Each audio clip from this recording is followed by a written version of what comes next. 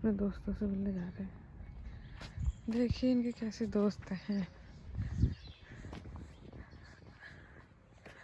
यह सिम्बा तिवारी दिख रहे हैं आपको बीच में झाड़ियों के। देखना कैसे अटैक मारते हैं। इनके लिए कोई रोक टोक तो है नहीं, आज़ाद जिंदगी चल रही है। चिंबू वो देखो वहाँ दूर एक कुत्ता बैठा भौंका।